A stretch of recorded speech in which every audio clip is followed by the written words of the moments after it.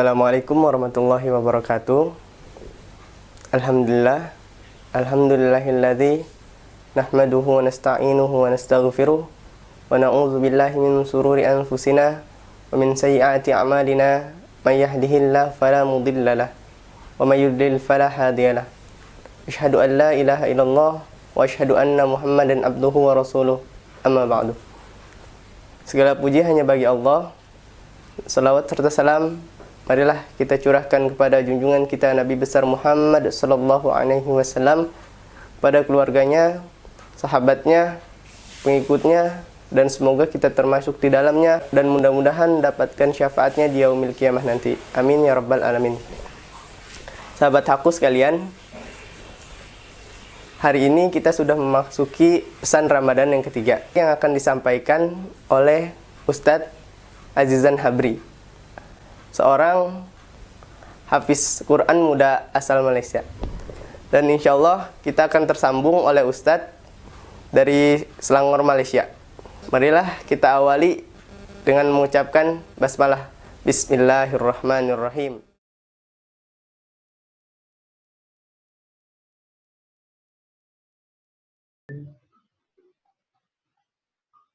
Assalamualaikum.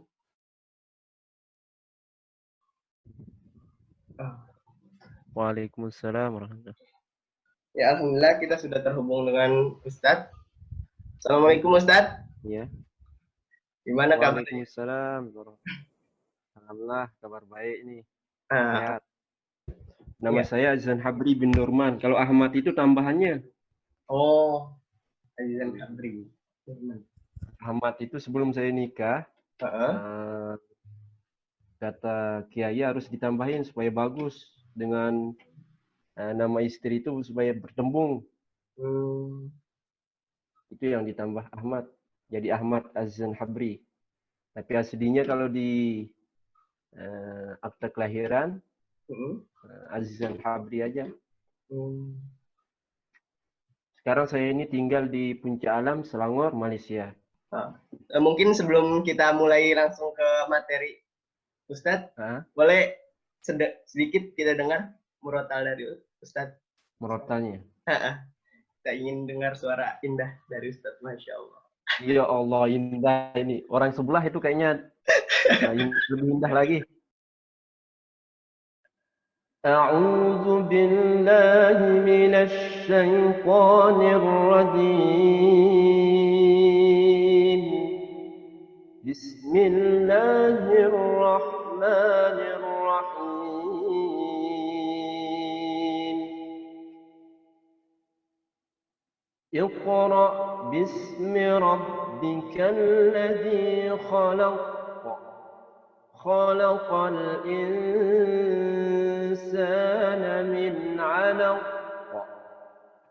Iqra wa rabbukal akramul ladzi 'allama bil qalami 'allamal insana ma lam ya'lam. Kalla innal insana layatgha an ra'ahu istaghna. Inna ila rabbika ar-ruj'a. أرأيت الذي ينهى عبدا إذا صلى. أرأيت إن كان على الهدى أو أمر بالتقوى. أرأيت إن كذب وتولى. ألم يعلم بأن الله يرى. كلا لئن لم ينته لنسفعا بالناصية. ناصية كاذبة خاطئة. فليدع ناديه سندع الزبانية كلا لا تطعه واسجد واقترب صدق الله العظيم. Allahumma Oke nggak? arhamna bil Quran. Masya Tadi Allah. terlalu tinggi nih.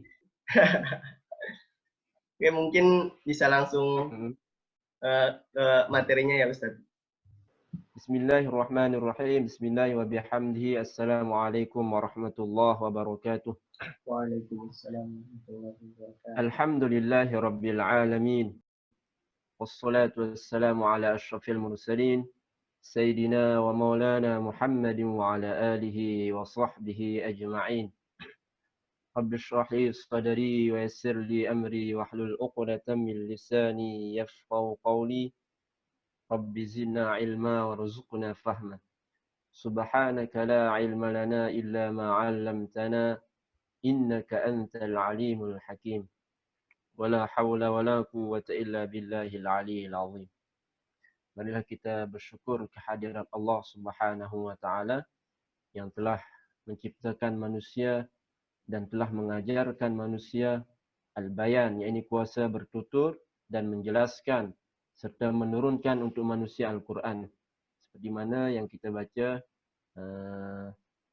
setiap solat, dan telah menjadikan Al-Quran itu peringatan, penawar keraguan pada Al-Quran, dan dia tidak menjadikan Al-Quran menyimpang, dan dia menurunkan Al-Quran sebagai kitab yang lurus, menjadikan hujah serta salam yang paling lengkap dan paling sempurna terhadap Al-Quran. Salawat dan salam kepada Nabi SAW yang telah mengajarkan kita banyak tentang kehidupan, tentang Islam ini. Alhamdulillah. Allahumma salli ala Sayyidina Muhammad wa ala ali Sayyidina Muhammad. Sebelum kita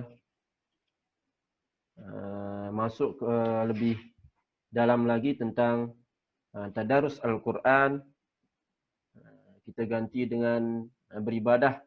Dulunya kita beribadah di masjid, tapi sekarang kita di rumah sahaja. Nah, ini keluar bahasa Malaysianya. Tidak ada kurangnya pahala sedikit pun kalau kita berpindah di rumah kan. Di rumah untuk beribadah sama pahalanya.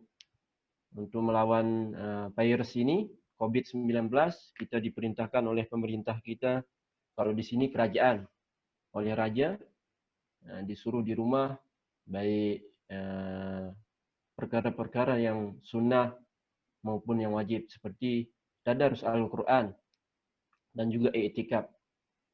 Banyak persoalan tentang umat sekarang ini bertanya tentang bagaimana hukum kita beriktikaf di rumah. Saya salah satu mendengar atau menyimak daripada penjelasan Ustaz Somad lah. Kata beliau boleh kita beriktikaf di rumah, yaitu musalla fil bait. Musalla di rumah. Kita niatkan. Saya niat beriktikaf di dalam rumah kerana Allah Ta'ala. Pahalanya sama dengan di masjid. Begitu juga dengan tadarus Al-Quran. Tadarus Al-Quran ini sangat dianjurkan oleh Rasulullah SAW. Apatah lagi, nah ini bahasanya campur lagi nih, apatah lagi menuju 10 malam terakhir. Jadi kita disuruh untuk memperbanyak tadarus Al-Quran. Di sini ulama-ulama kita seperti Imam Asy-Syafi'i mengkhatamkan Al-Quran itu tiap hari. Beliau di luar solat khatam Al-Quran.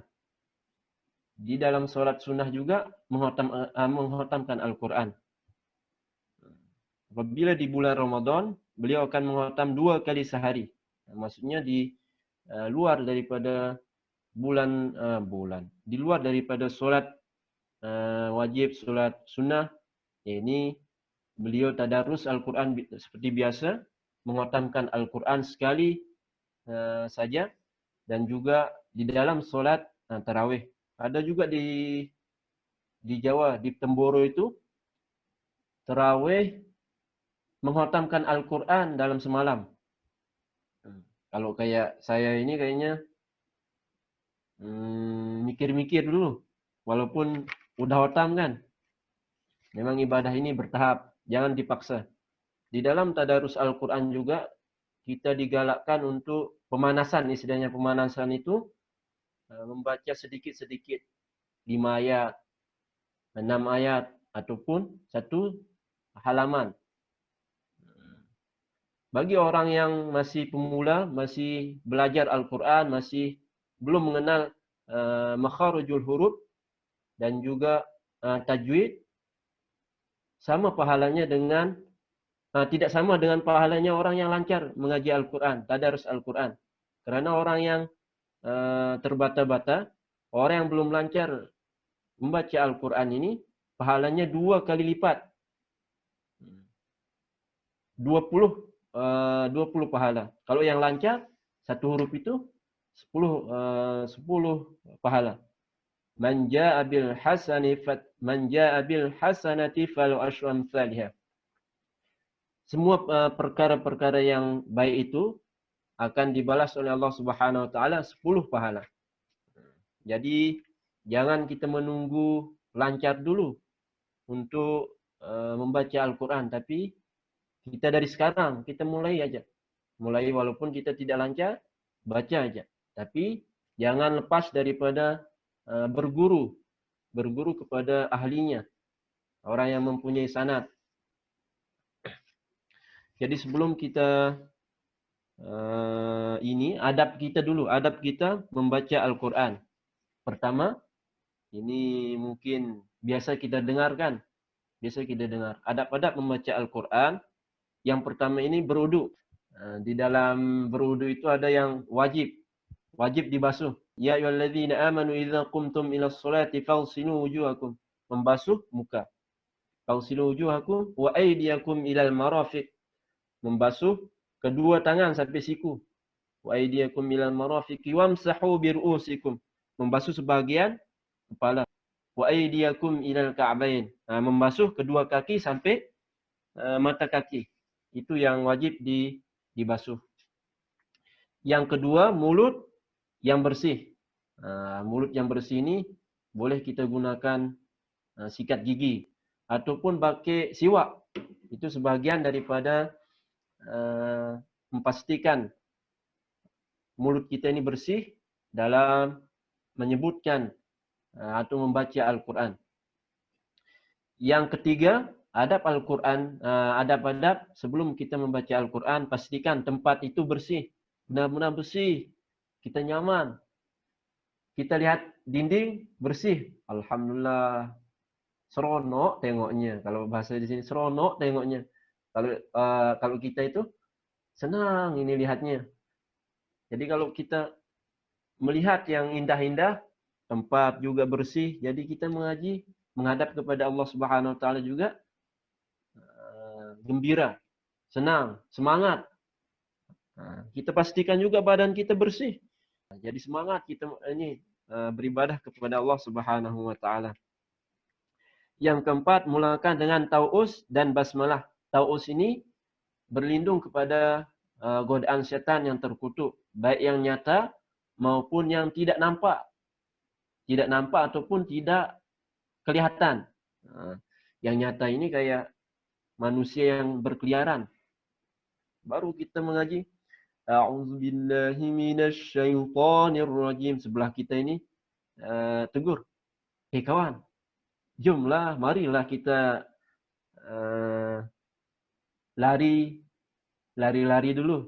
Ataupun jomlah kita lihat pemandangan yang lain. Inilah suatu godaan. Begitu juga setan yang tidak nampak. Kita terus berlindung. Karena godaan setan ini sangat kuat.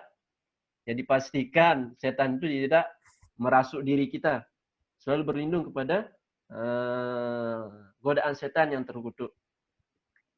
Lepas itu baca basmalah. Bismillahirrahmanirrahim. Kita selalu menyebut nama Allah yang Maha Pengasih dan lagi Maha Pemurah. Bismillahirrahmanirrahim. Baik kita melakukan kebaikan atau memulakan kerja kita di awal pagi, mari kita jangan sampai kita lupa baca basmalah, Bismillahirrahmanirrahim. Yang kelima, ini panjang ya, 5. Doa terang hati. Ini maksudnya kita mohon kepada Allah Subhanahu wa taala supaya apa yang kita baca mudah. Lidah ini dimudahkan oleh Allah. Hati kita lapang untuk menerima bacaan apa yang kita baca, menghayati. Seperti di surah Toha. Rabbi shrah li sadri wa yassir li amri wahlul 'uqdatam min lisani yafqahu qawli. Artinya inilah doa Nabi Musa yang diajarkan kepada kita lah, umat Nabi Muhammad sallallahu alaihi wasallam. Rabbi shrah li sadri, wahai Tuhanku, lapangkanlah bagiku. Rabbi shrah li sadri, dadaku. Wa yassir li, dan mudahkanlah bagiku. Wa yassir li amri wahlul 'uqdatam min lisani, dan lepaskanlah simpulan dari lidahku, maksudnya supaya lidah ini lancar untuk menyebutkan huruf-huruf Al-Qur'an. Wa yassir li amri wahlul 'uqdatam min lisani yafqahu qawli, supaya mereka paham perkataanku. Yang keenam adalah menutup aurat. Nah, ini yang terpenting. Kadang-kadang kita waktu belajar itu tidak menutup aurat. Aurat laki-laki itu dari pusat ini sampailah lutut. Kadang-kadang kita nggak pakai baju juga, happy-happy aja kan. Memang di dalam syariat aurat itu dari pusat sampai ke lutut. Tapi lebih beradab lagi, lebih sopan lagi kalau kita pakai baju. Sampailah pakai seluar ataupun sarung, jangan pakai seluar pendek. Ketemu raja, ketemu presiden, malu nggak kayak gitu pakainya? Mesti kita malu kan? Nah, jadi pengajaran atau pelajaran yang diberikan kepada kita, ya ini harus menutup aurat. Begitu juga kita menghadap Allah Subhanahu wa taala, harus rapi, harus bersih. 7, menghadap kiblat. Sunnahnya itu kita menghadap kiblat. A'udzu billahi minasy syaithanir rajim. Bismillahirrahmanirrahim. Kita menghadap kiblat itu kenapa? Karena hati kita ini terus menghadap Allah Subhanahu wa taala, itu hikmah daripada menghadap kiblat. Yang ke-8, tangan kanan. Nah, kita ini mengambil Al-Qur'an kalau boleh dengan tangan kanan ataupun kedua tangan kita. Jangan pakai tangan kiri. Ini adalah adab kita membaca Al-Quran, sebelum membaca Al-Quran. Mengambil Al-Quran dengan tangan kanan. Ini adab kita. Dan selepas itu, selanjutnya 9, husuk. Nah, husuk. Kita husuk mengaji. Bismillahirrahmanirrahim. شهر رمضان الذي أنزل فيه القرآن هدى للناس وبينات من الهدى والفرقان. Nah, husuk. Jangan ingat HP, jangan ingat film, laptop. Di depan kita juga jangan niat kurma dulu. Lepaskan semua itu. Khusyuk. Walaupun kita tidak paham. Khusyuk. Nah, dan bacalah Al-Quran dan tartil. Warattilil Qur'ana tartila. Maksud tartil ini adalah memperlambat bacaan. Bukan cepat-cepat. Boleh kita lihat juga. Contohnya banyak saya lihat di Facebook. Yang sholatnya itu nggak sampai 10 menit kayaknya sholat tarawih. Itu cepat. Allah tidak senang dengan bacaan orang seperti itu. Warattilil Quran itu kayak yang tadi itu. Alhamdulillahi Rabbil Alamin. Ada titiknya, ada komanya. Ini yang cepat-cepat sholatnya juga. Nggak ada titik, nggak ada koma. Yang penting cepat. Ini warattilil Quran ini maksudnya kita memperlahankan bacaan, menikmati bacaan apa yang kita laungkan, apa yang kita baca. Ar-Rahmanir Rahim, Malik Yaumiddin, Iyyaka na'budu wa iyyaka nasta'in, Ihdinas siratal mustaqim, صراط الذين أنعمت عليهم غير المغضوب عليهم ولا الضالين. Amin. Yang ke-10 ini tidak melakukan aktiviti atau aktivitas lain. Kita bercakap-cakap dengan Allah Subhanahu wa taala melalui Al-Qur'an dan tidak menghiraukan aktiviti atau aktivitas yang lain seperti laptop, melihat video ataupun film, lepas tu handphone, melihat perkara-perkara yang sia-sia, yang lara, yang tidak ada manfaatnya. Itu yang maksudnya aktiviti yang melalaikan. Yang 11 memahami artinya. Ini adalah yang terakhir lah 11 ya. 11 memahami artinya. Contoh kita membaca Al-Quran ada yang terjemah perkataannya juga. Bismillahirrahmanirrahim. Inna anzalnahu fi lailatul qadr. Inna, sesungguhnya anzalnahu, kami telah menurunkannya fi, pada lailati, malam al-qadar. Boleh lihat terjemah juga sambil kita membaca Al-Quran. Inna anzalnahu fi lailatul qadr. Sesungguhnya kami telah menurunkan Al-Quran ini pada malam Lailatul Qadar. Yang terakhir, yang ke-12, menyimpan di tempat tinggi. Maksudnya setelah kita membaca Al-Quran, kita simpan di tempat yang tinggi. Adab sebelum membaca Al-Quran ada 12 yang tadi itu. Yang pertama, berwudu. Yang kedua, mulut yang bersih. Pastikan mulut kita bersih. Yang ketiga, tempat yang bersih. Yang keempat, memulakan dengan tau'us dan basmalah. Yang kelima, doa terang hati, yakni Rabbi shrah li sadri wa yassir li amri wahlul 'uqdatam min lisani yafqahu qawli. Yang keenam, menutup aurat. Yang ketujuh, menghadap kiblat. Kedelapan, tangan kanan ataupun memakai kedua-dua tangan untuk mengambil Al-Quran. Yang kesembilan, khusyuk. 10, tidak memulakan aktiviti lain selain daripada fokus membaca Al-Quran. Yang ke-11, memahami artinya.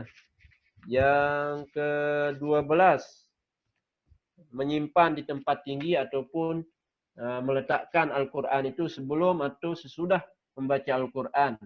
Yaitu seperti rehan ataupun di meja.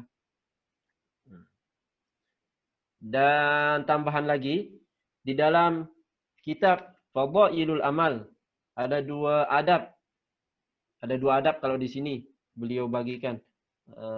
Yaitu Syekh Al-Hadith Hadrat Maulana Muhammad Zakaria Kandalawi rahimahullahu taala. Ada dua adab. Adab pertama adab zahir, yang kedua adab batin. Adab zahir ini pertama duduk dengan penuh hormat dalam keadaan berwudu menghadap ke arah kiblat. Ini yang tadilah yang kita sebut. Kita pastikan anggota badan kita ini bersih, lepas tu berwudu menghadap kiblat. Ini yang pertama, adab zahir. Adab zahir ini yang nampak. Yang kedua, yang nampak ataupun yang kelihatan. Yang kedua, jangan membaca dengan cepat. Bacalah dengan tartil dan tajwid. Yang tadi sudah disebutkan sebelum membaca Al-Quran. Penuh dengan bacaan dan tartil dan tajwid. Warattilil Qur'ana tartila. Bacalah Al-Quran itu dengan tartil atau berlahan. Siratal ladzina an'amta 'alaihim ghairil maghdubi 'alaihim waladdallin. Kita menangis dalam hati kita. Selain menangis, kita berharap semoga Allah Subhanahu wa taala memberikan kita petunjuk untuk menghadapi orang-orang yang waladdallin, orang-orang yang sesat. tunaikanlah hak-hak ayat azab dan ayat rahmat sebagaimana yang telah dinyatakan sebelum ini. Maksudnya kita kalau ayat-ayat azab ini kita sebaik mungkin kita berlindung kepada Allah Subhanahu wa taala, semoga azab itu tidak menimpa kita, menimpa kepada anak, keturunan kita dan juga mak ayah kita, mak ayah kita. Saya ingat mak dengan mami. Mak dengan ayah kita terlindung daripada azab api neraka dan juga rahmat, seronok, semangat, bergembira kepada apa yang kita baca. Yang kelima, sekiranya terdapat kemungkinan riak atau mengganggu orang lain, maka bacalah dengan suara perlahan. Maksudnya, kalau kita tengah atau lagi membaca Al-Quran, jangan sampai suara itu mengganggu tetangga.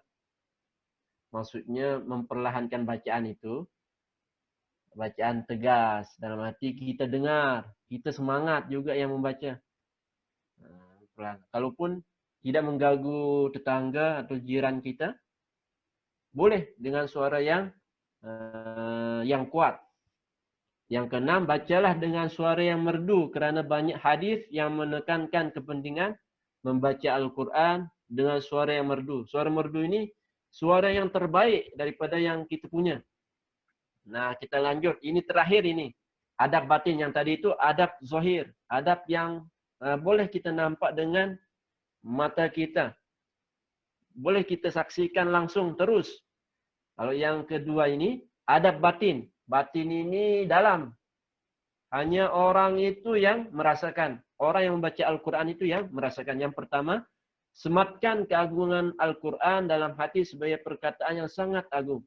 Maksudnya semat ini maksudnya, saya ini membaca Al-Quran ini kerana Allah. Nah, ini perkataan apa yang saya baca ini sangat agung, sangat mulia. Jadi apa yang kita baca itu kita nikmati, khusyuk. Jadi tidak main-main. Berbeda dengan Quran atau surat apa? Kalau di sini surat kabar, kalau di sana kabar berita atau contoh berita juga. Berbeda dengan Al-Quran. Al-Quran ini sangat spesial di sisi Allah Subhanahu wa taala. Yang kedua, kebesaran, ketinggian dan keagungan Allah Subhanahu wa taala sebagai Tuhan kepada Al-Quran hendaklah disematkan dalam hati. Ketinggian atau keagungan Allah Subhanahu wa taala di dalam kita membaca Al-Quran sangat tinggi. Tidak ada bandingannya dengan yang lain. Yang ketiga, sucikanlah hati daripada segala was-was dan khayalan. Yang keempat, renungkanlah dengan mendalam makna-makna kalimah Al-Quran. Kita renungkan mendalam makna-makna per kalimah. Terus dan bacalah dengan penuh kenikmatan. Apa yang kita baca ini, kita nikmat, kita rasakan, kita khusyuk. Rasulullah SAW telah menghabiskan sepanjang malam dengan mengulang ayat yang berikut. Contoh. Bismillahirrahmanirrahim. In tu'adzibahum fa innahum ibaduk. Jika engkau menyiksa mereka, maka tidak ada yang menghalang. Kerana sesungguhnya mereka adalah hamba-hambamu. Wa in taghfir lahum fa innaka antal azizul hakim. Dan jika engkau mengampuni mereka, maka sesungguhnya engkaulah saja yang maha kuasa lagi maha bijaksana. Inilah ayat-ayat tentang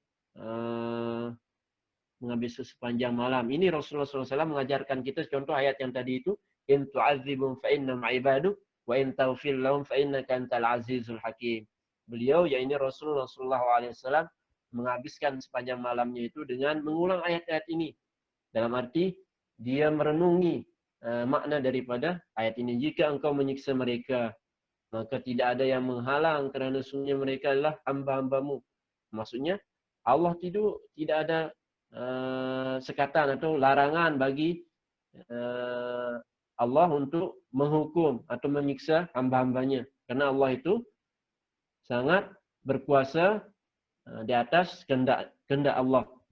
Dan juga dan jika wa in taghfir lahum fa innaka antal azizul hakim, dan jika engkau mengampuni mereka maka sungguhnya engkaulah yang maha kuasa lagi maha bijaksana. Jadi melalui kesempatan ini saya akan simpulkan bahwa apa yang saya sampaikan tadi adab sebelum kita membaca Al-Quran, dan juga di dalam Fadailul Amal menyebutkan ada dua adab, yaitu adab zahir dan adab batin. Jadi kesimpulannya, marilah kita pastikan sebelum kita membaca Al-Quran atau tadarus Al-Quran ataupun menghadap Allah Subhanahu Wa Taala di dalam ibadah-ibadah wajib maupun sunnah, marilah kita pastikan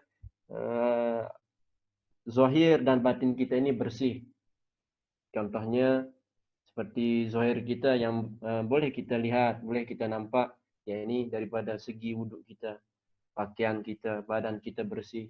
Penutupnya, penutup adalah jadikanlah Al-Quran itu sebagai pedoman hidup sepanjang masa. Bukan sepanjang corona aja, tapi sepanjang masa, apatah lagi dalam kondisi pandemi COVID-19 yang kita hadapi, dan juga kita jadikan peluang untuk meluangkan masa kita membaca, mengajarkan, dan cuba memahami wahyu-wahyu Allah bersama-sama ahli keluarga di rumah.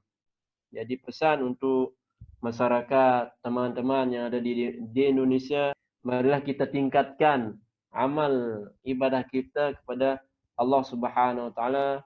Apatah lagi pada malam ini, ya ini malam terakhir bulan Ramadan, yang di dalamnya ada namanya malam Lailatul Qadar. Inna anzalnahu fi Lailatul Qadr, wa ma adraka ma Lailatul Qadr. Lailatul Qadri khairum min alfi syahr. Di dalamnya lebih baik daripada 1000 bulan. Mari kita raih sebanyak mungkin pahala, dan juga bukan sahaja pahala yang kita raih, juga keampunan dan juga terkabulnya doa-doa kita. Mari kita manfaatkan waktu ini, masa ini untuk memperbanyak beristighfar. Di dalam Al-Quran, wabil asharihum yastaghfirun. Di dalam bersahur itu mereka memperbanyak beristighfar. Nah, marilah kita luangkan masa kita ini memperbanyak beristighfar, membaca Al-Quran. Karena tidak tahu kita dosa-dosa yang nampak, dosa-dosa yang disengaja maupun yang tidak sengaja. Allahu a'lam bishawab. Semoga ada manfaat bagi diri saya, dan saya memohon maaf mungkin ada candaan-candaan yang boleh menyinggung hati, perasaan para pendengar. Ya, ini sahabat hakku, bukan sahabat hakku ini adalah halaqah. Halaqah ini tempat mengkaji, tempat meraih banyak ilmu. Halaqah Quran. Pas sekali dengan tadarus. Allahu a'lam bishawab. Assalamualaikum warahmatullahi wabarakatuh. Waalaikumsalam warahmatullahi wabarakatuh. Oke, Ustaz, terima kasih atas waktunya. Semoga kita dapat mengambil manfaat semua dan sahabat aku sekalian. Terima kasih Ustaz. Kurang lebihnya mohon maaf. Assalamualaikum warahmatullahi wabarakatuh. Waalaikumsalam warahmatullahi wabarakatuh.